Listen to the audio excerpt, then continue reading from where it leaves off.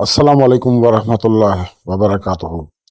سامعین، آج آپ کے لیے میں جو عمل لے کر آیا ہوں، میں نے اس کو حل المشکلات کا نام دیا ہوا ہے، کیونکہ یہ ہے ہی ایسا، کسی بھی مشکل میں پڑھا جائے تو وہ مشکل حل ہو جاتی ہے۔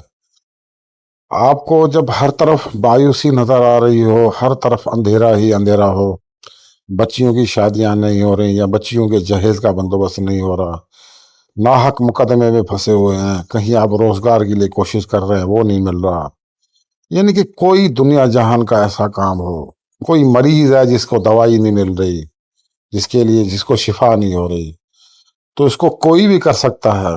لیکن ایک چھوٹی سی بات میں آپ کی خدمت میں عرض کر دوں کہ یہ یاد رکھیے گا کہ 3 دن 7 دن 11 دن پڑھ کے مت چھوڑیے گا کسی بھی آیت مبارکہ کو، کسی بھی اسم پاک کو، کیونکہ ہر آدمی کو پتا ہے زمین کے نیچے پانی ہے، لیکن اگر 8 دن ایک جگہ کھودے گا، 8 دن دوسری جگہ کھودے گا، تو زمین کبھی بھی پانی آپ کو نہیں دے گی۔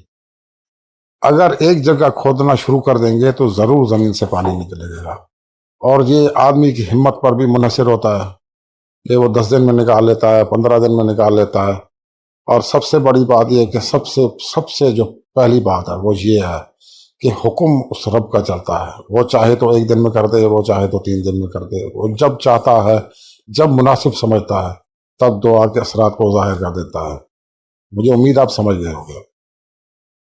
تو اس کو کرنے کا طریقہ یہ ہے کہ فجر کی نماز کے بعد یا عشاء کی نماز کے بعد اس کو ٹہلتے ہوئے پڑھنا ہے، کھلے آسمان کے نیچے۔ اب ٹہلنے سے مراد یہ نہیں ہے کہ آپ کسی گراؤنڈ میں چلے جائیں، اپنے گھر کے صحن میں ہی 4-5 قدم آگے پیچھے ٹہلتے رہیے اور اس کو پڑھتے رہیے۔ پڑھنے میں بھی 10-15 منٹ لگیں گے۔ اگر کسی کو آسمان کا سایہ منحصر نہیں ہے، یعنی کہ کچھ ایسے گھر ہوتے ہیں جس میں بند ہوتے ہیں تو آسمان کا سایہ میسر نہیں آتا، تو آپ نے کرنا یہ ہے کہ کمرے میں بیٹھ کے پڑھ لیں، کمرے میں ٹہلتے ہوئے پڑھ لیں، کوئی مسئلہ نہیں ہے، کوئی شروع کرنے کا دن نہیں ہے، کوئی پرہیز نہیں ہے اس میں۔ بس آپ نے 3 مرتبہ 7 مرتبہ یا 11 یا 21 یا 100 101 مرتبہ، یعنی کہ جتنی آپ کو اللہ تعالیٰ نے توفیق دی ہو اتنی مرتبہ درود پاک اول آخر پڑھیں، درود ابراہیمی۔ اگر پہلے دن آپ نے 3 مرتبہ پڑھا ہے تو بعد والے دن بھی 3 مرتبہ ہی پڑھا کریں۔ درود پاک قرب الہی کا ذریعہ ہے، یہ یاد رکھیں۔ تو بیچ میں آپ نے سورہ قریش مبارکہ 110 مرتبہ پڑھ لیا ہے۔ دل میں اللہ تعالیٰ کو پکارتے رہیں، اللہ تعالیٰ کو پتہ ہے آپ کس لیے پڑھ رہے ہیں، وہ دلوں کے حال بہتر جانتا ہے۔ تو اس کی حد تو 41 دن ہے، لیکن کسی کو زیادہ دن بھی پڑھنے پڑ جاتے ہیں، سیدھی بات، سچی بات ہے۔